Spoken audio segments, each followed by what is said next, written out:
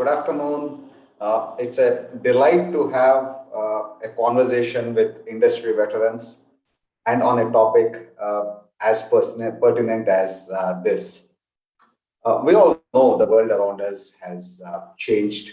The extent of uncertainty has increased, which brings forth the topic of risk more so in the context of global supply chains.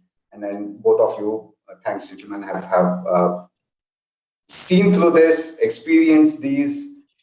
So your views on this topic are very, very important and pertinent.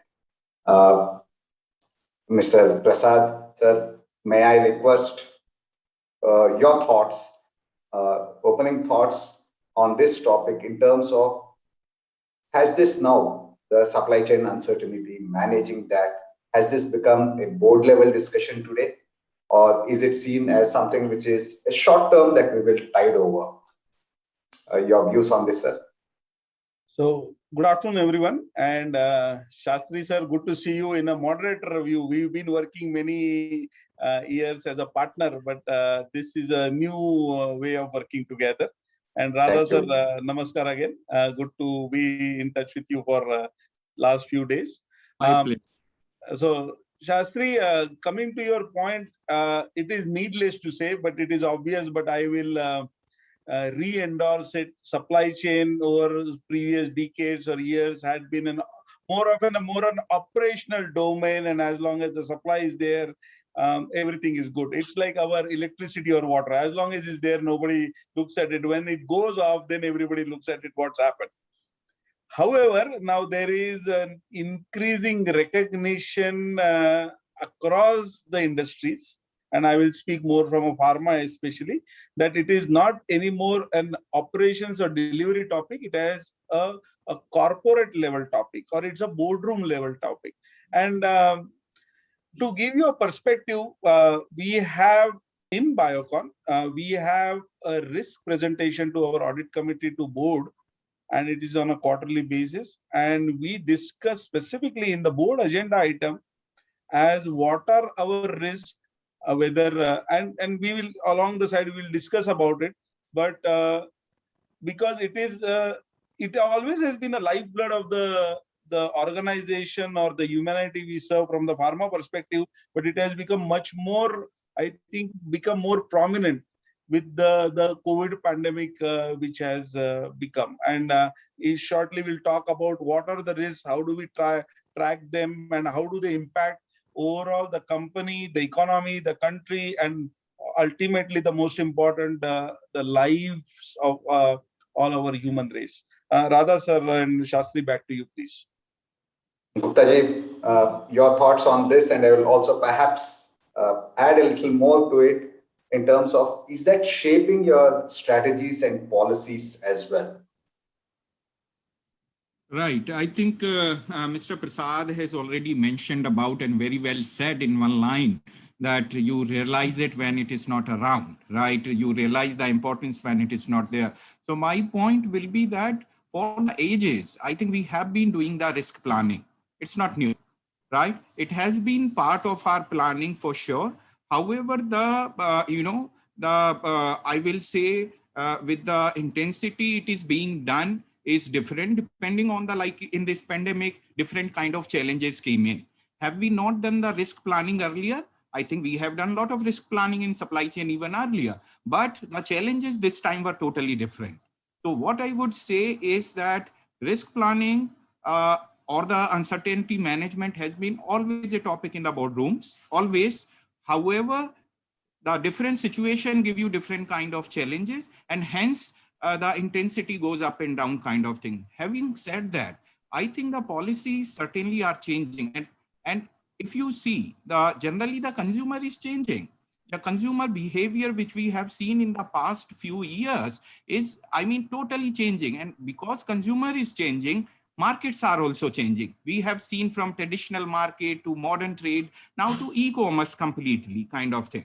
So certainly there are challenges coming in, and every challenge has the inbuilt risk or uncertainty into it.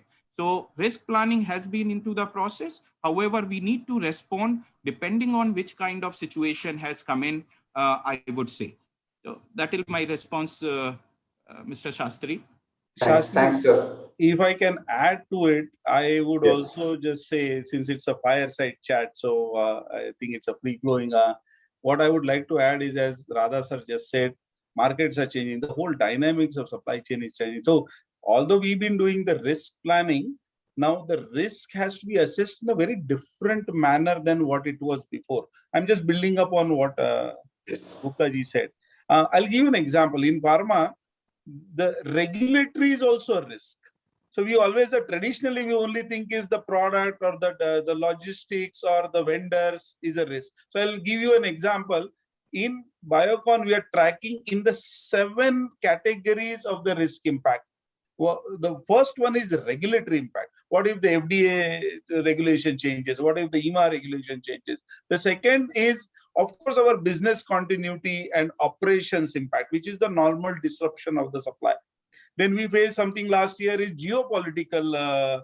If there was an unfortunate decision to go for a war between China and India, it would have had a huge impact on the pharma supply chain from a risk perspective, as 70% of API or materials are dependent on China. Then there is a financial risk. So one is the disruption. Then there is, of course, a strategic risk, because if there are so many risks, there is a possibility you might go out of certain line of business. And most of all, very important for us is also a reputation risk. Imagine, God forbid, something adverse event happens and the patient lives matter for us. Imagine that disruption would bring a huge reputational risk for us. So we formally track all our risk into all these 7 categories to identify how that risk, and then on top of that we put a layer of whether it's low, medium or high. And that brings, if you have a certain bigger risk and then on top of that is high, then that I would say, in like a Venn diagram, the both converge together here, that becomes your top of the house risk there. So Shastri, back to you. Thanks, sir. That's wonderful to know that this is how they attract. And how does the communication, and what would be your advice to practitioners, right? In their individual areas, perhaps they would be tracking the risk, right? Whether it's on the supply side, on the distribution side, logistics side. And how would you recommend that people bubble it up to the right levels, depending on whether it's the CEO who should know a certain kinds of risks? Is it that perhaps it should go beyond into the whole strategic planning, into the board discussions itself? How do you keep that communication going? I'll use the old cliche which has been used many times, but in pharma it's important. Prevention is better than cure. The second is the risk. Many times historically, even including I am guilty of that, has been many times done mapping or the analysis when somebody asks for it. When the chief risk officer asks for it, we complete as an assignment.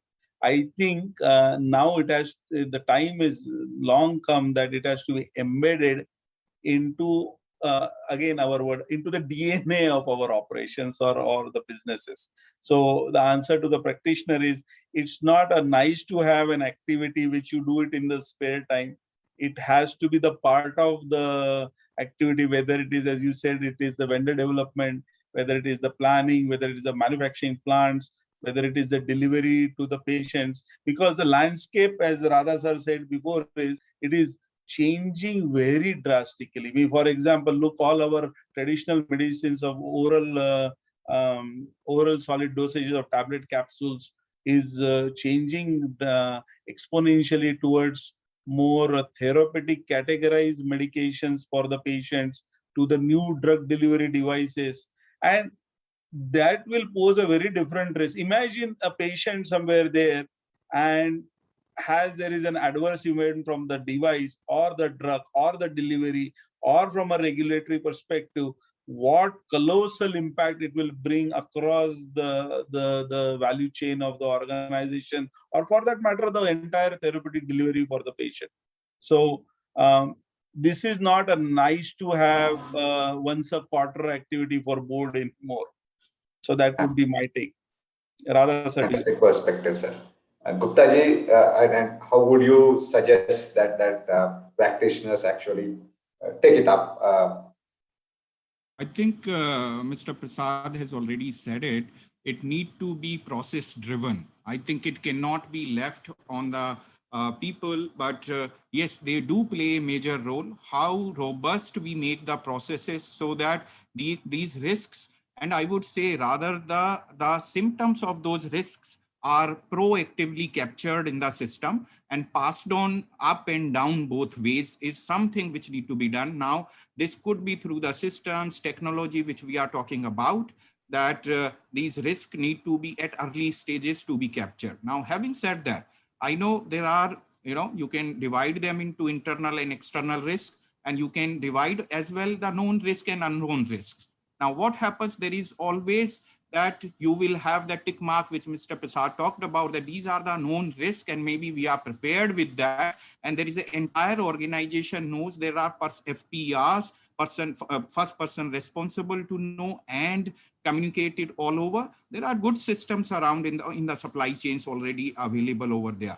My challenge remains when it is a known risk. How do you capture it and communicate it further? I think and again, Mr. Prasad mentioned it is in DNA. Now, this DNA need to be developed through the culture of, culture of communicating. If somebody is communicating, somebody even at the lowest level, you have a culture to report. If there is a smoke in the remote part of the factory, and if the sweeper has a culture to report it to the right person, I think a big disaster can be totally averted. This is just an example. Similar way, there are things when procurement function is there and he knows that this is a monosource material, or this is a supplier which has the financial risk, or maybe his input supplier has the instability kind of thing. This is the entire system working and communicating inside the company, where the action could be taken proactively. So I just gave you the example. It could be in terms of capturing the demand, where you see a flip or the dip coming in. You could see the logistics, where the transportation part of it, where the service levels are not good, procurements, where the supply chain, the supplies are unreliable kind of thing.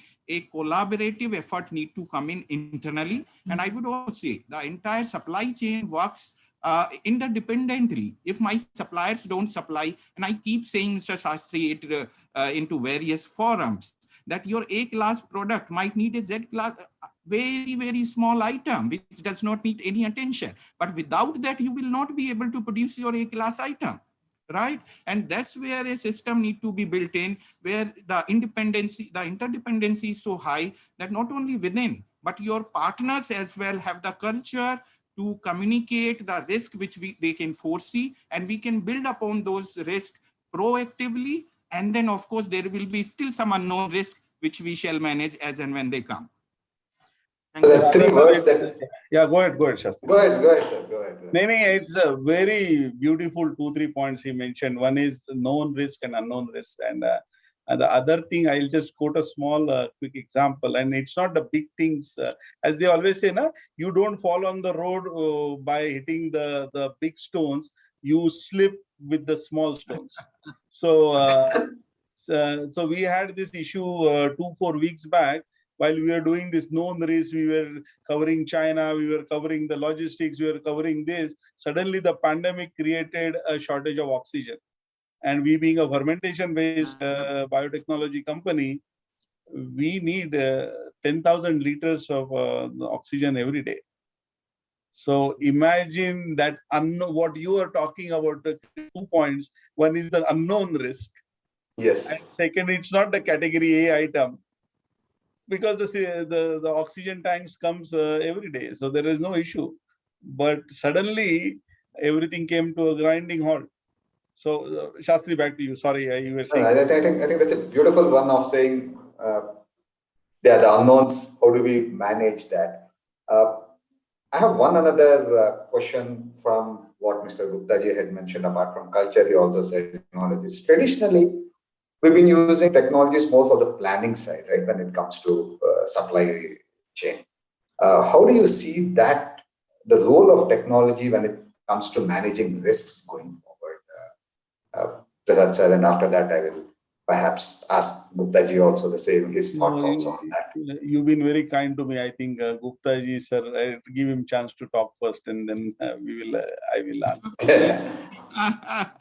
It is perfectly fine. I know about you need to have a hard stop, Mr. Prasad. So please go ahead. I would request. Shastri, you are right, and we've been engaged on certain lot of technology discussions with none other than you. But yes, traditionally, again, it was more of need based. As the need evolved, we were talking about planning and delivery, and it has to go, much more into the lateral thinking, multiple ways to do it, whether it is the ESG, environmental, social governance, whether it is the concentration risk, whether is it geopolitical, as I talked about. And we do need technology, because as the problem becomes multivariable, the complexity increases exponentially. It's like in engineering basic mathematics, you can solve one or two variables. The moment it goes 2 or 3, you have to go above the quadratic equation, so on and so forth. So when you are having a 10-20 variables into the process,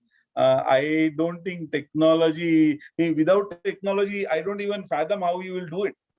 And I think that, again, the traditional concept of just having one planning module or a logistics module or a vendor develop, I think it has to be much more holistic. Even I think ERP, for that matter, is more of a old discussion than the going. We need lot more technology intervention. Look at the R&D time. Look at the failures in R&D for the novel product, so on and so forth. So, and that all needs to be integrated. And I think technology is a must. Again, it is vital for that success. Thanks, sir, for your views. And it's always a delight to have a conversation with you. And Gupta ji, I would perhaps ask for your closing remarks on that topic.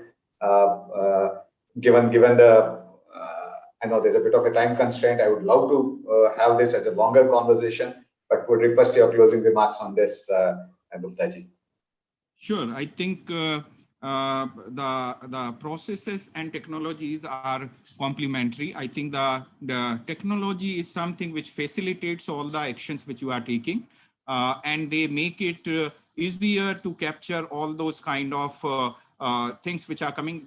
People talk about the data and the visibility generating through data, right? So it starts from data acquisition to data access to data analytics. Now the technology right from, helps into these entire journey which is there, and it facilitates all kind of, you saw a lot of data, supply chain, you see in manufacturing, logistics, a lot of data is coming out every day. Now, 80% of the data which people talk about is the black data, which is not captured at all. Now, if you have the technology, the same kind of data could be utilized to convert into the information, and which will be utilized to take further actions over there. So human element comes down in these kind of things, and technology takes over to enable human being take decision at a later stage. So I would say that it is an enabler, it is a facilitator, and it is an important part of the entire process, which gives you lots of information to take the decision. So without technology, I think the way things are changing, challenges are coming, and we see that supply chain having challenges and challenges. Earlier, it was only for cost and service. Now I see supply chain as a weapon. The marketing is using it to leverage and win the consumer kind of thing. Then I think it is something from up and down to up, the technology which integrates every function and enables us to take very good decisions. Thank you. Thank you. Thanks. It's been wonderful having this conversation with you. And I'm sure everybody on this forum have nuggets of wisdom to take. Thanks, gentlemen. Thanks a lot for your time on this. Thank you so much. And thank you, the Economic Times. Thank you very much. Bye-bye. Thank you very much indeed, gentlemen, for that beautiful session for all of us. Thank you very much, Mr. Sastry, for very beautifully spearheading that entire conversation for all of us with regard to all the insights that we could gather from Mr. Prasad and Mr. Radha Mohan. Thank you once again. Thank you. Thank you. Well, yes, ladies and gentlemen, I believe that through this interesting fireside chat, we managed to understand the supply chain risk in the context of a global economy. And with that, we will quickly now move forward towards our next keynote address. I'm sure all of you are eagerly looking forward to all the sessions, and I hope you're also tweeting using hashtag ETSCM. With that, let's dive into our next keynote address featuring Thomas Udison, Chief Procurement Officer, Bayer, and co-founder of the Sustainable Procurement Pledge. And let's try to get his keynote address on sustainable procurement, people, planet, profit. That's the underlying theme of the session. So it's time for us to hear from Mr. Thomas Udison.